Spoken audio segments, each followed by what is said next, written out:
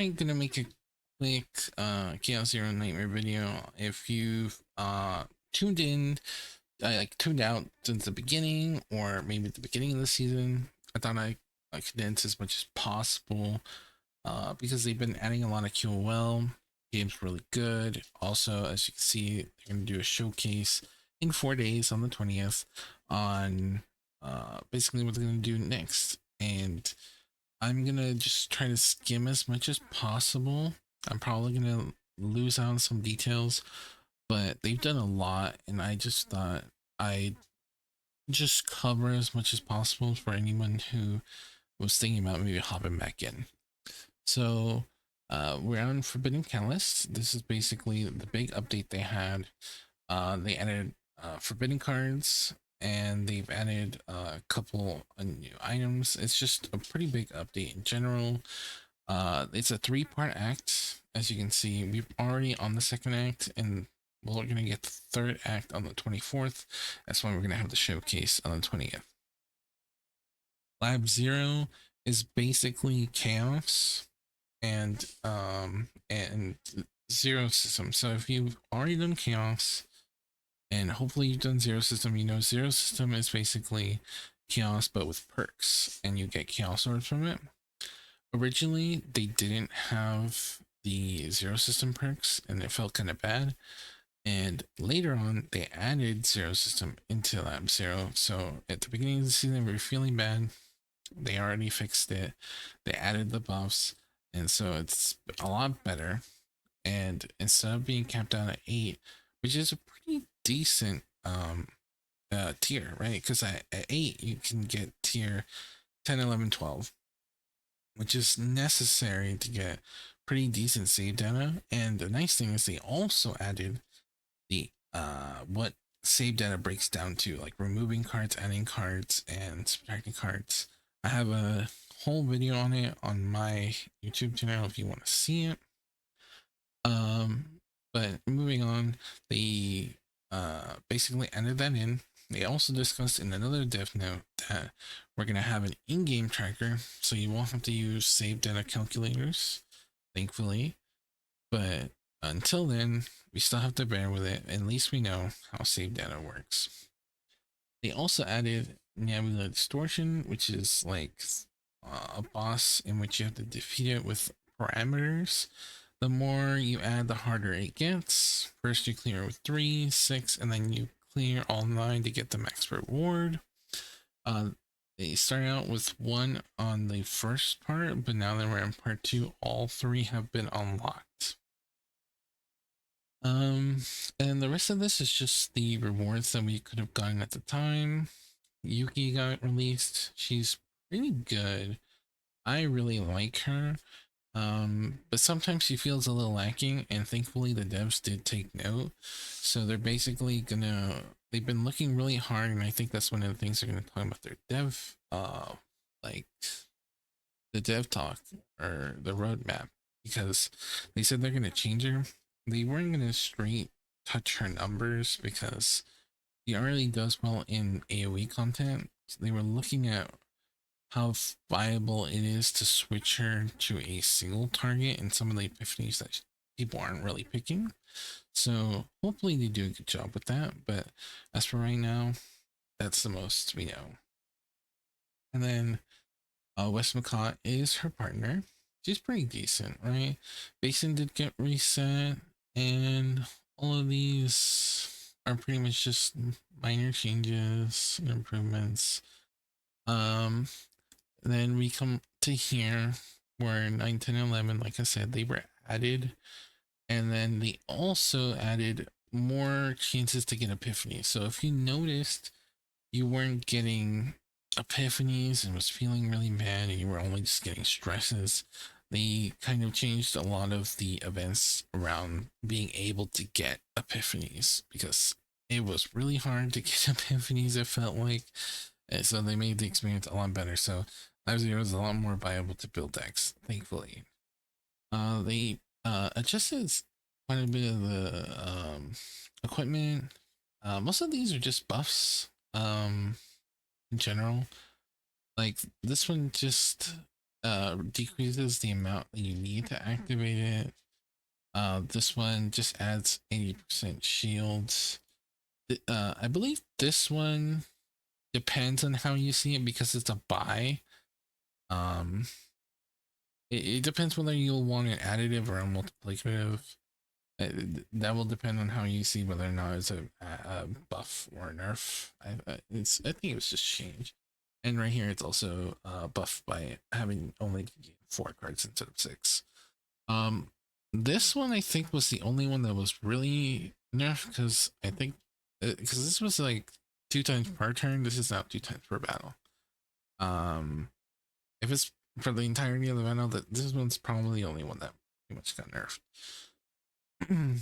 um, all the sets pretty much got like an upgrade by 5%, except for bull.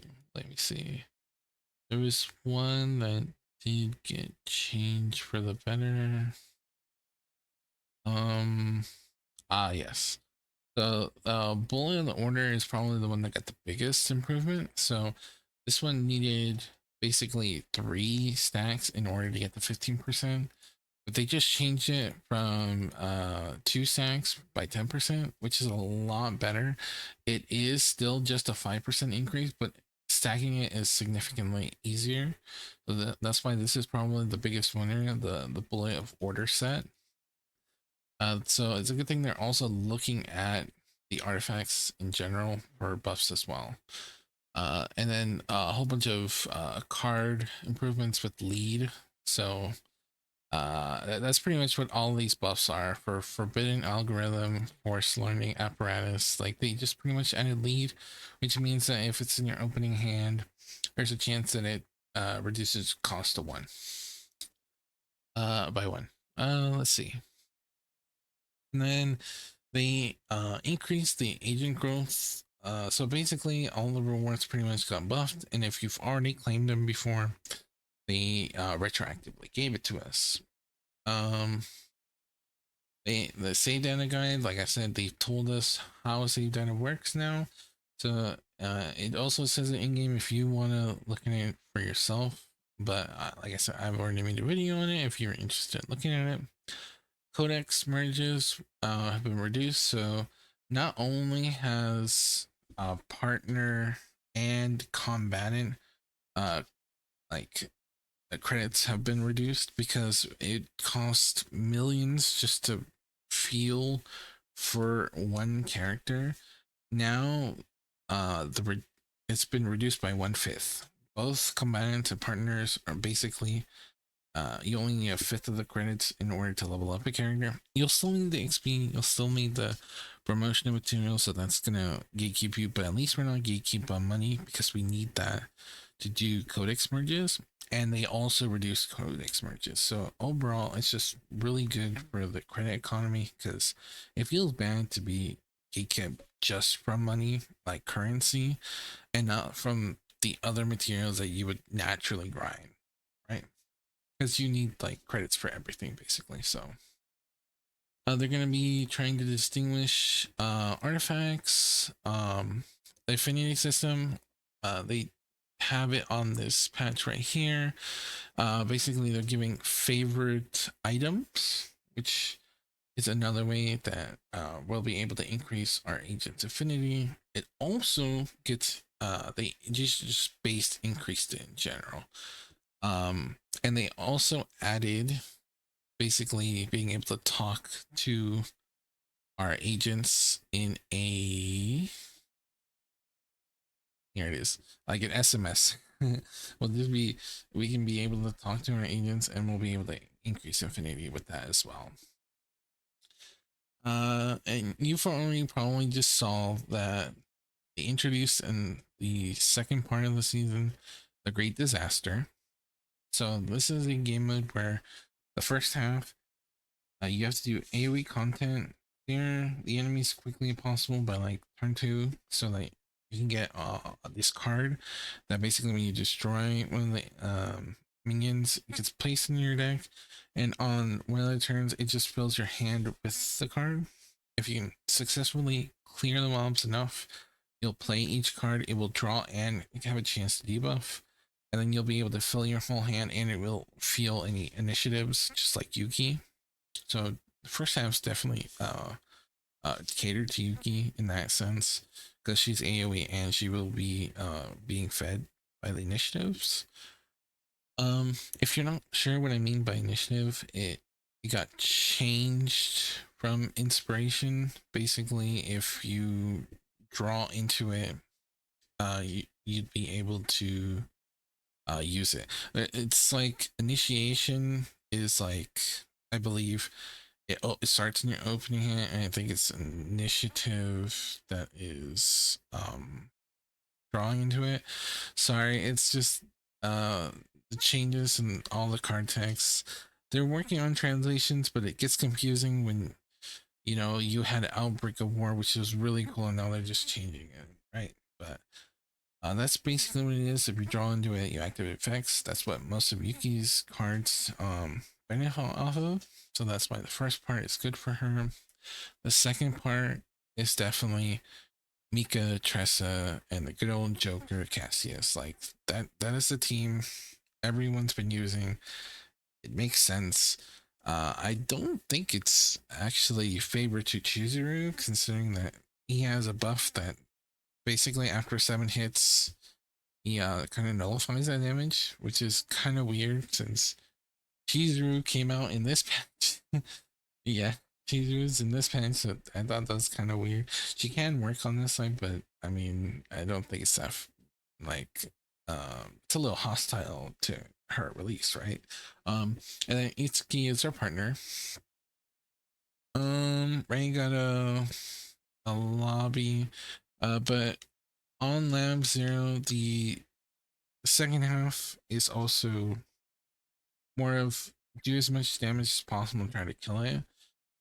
Versus the first half is killing it as fast as possible, because you have 10 turns on the first side, but you want to finish it in 5, so you can transfer the 5 turns to the second team. The second team will have initially 5 turns, but it will turn to 10 if you can clear the first enemy like that. And then the second side is just basically doing as much damage as possible, right?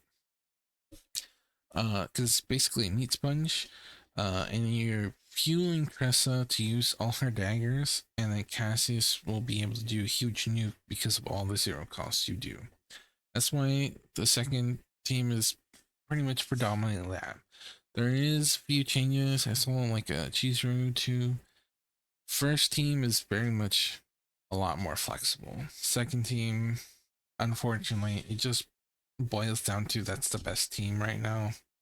It's the most viable. It might change. The rankings might change because they did have an issue that they acknowledged that people were abusing a zero system by going in, getting a pause break, and then doing another form of content, and then coming into Lab Zero and then resetting the planet. Because normally, when you do a planet in Zero system, it completely resets it. Like you have to do a different planet. Lab Zero is a little more forgiving during the event, so that's why I've been doing it. Honestly, I'm having a lot more fun Lab Zero, but it's understandable that a Zero system has pretty much a easier time building certain decks, while Lab Zero feels like it has a higher ceiling, right? Because you can get the tier 14s and tier 13s, and the one-time event for a removal because of the specimen. The specimen is basically it will convert a card to the specimen card, and it's pretty much dead throughout your whole run, but it's a free removal that doesn't count towards save data.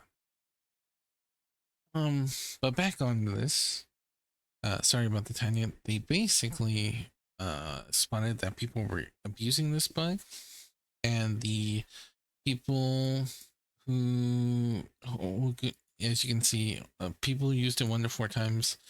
Were basically 14,000 people. They understand that the people who use it this much, it's a chance that they might have used it by accident, so they're not going to be penalizing these people specifically too much, but the people who have used it 5 or more times, they said they will be taking their names off of the Great Rift, right? And they can apply to do it again with a fresh new deck that hasn't been abusing from the 3rd to the 12th. That hasn't used that problem because they did patch it. The other thing is I don't entirely know, and they said they're going to be punishing the people that have done this, but uh, like for the people who aren't the 2,255 people who have been abusing this bug, they're going to be giving out 500 crystals, 3 tiers, and a refund on all the codexes that have been used from December 3rd to the 12th to even out the playing field. This one's going to come out a little later because they have to calculate the refund. So it might be a little bit of an easier time to do Great Rift now because the whole board was filled with people getting huge like numbers, and then they were probably getting significantly like ridiculous decks because of it. But that might be shaking up the rankings, so might be a good time to try it out, and a good time to try out the game if you want to come back. um, Overall, I think I've covered everything. The rankings isn't significant; it's just pretty much a sticker, which is nice because it's nice to have something for the rankings, but it feels bad to like lose something big, right? So it's not that big of a deal. Mm, and I think I have covered pretty much everything.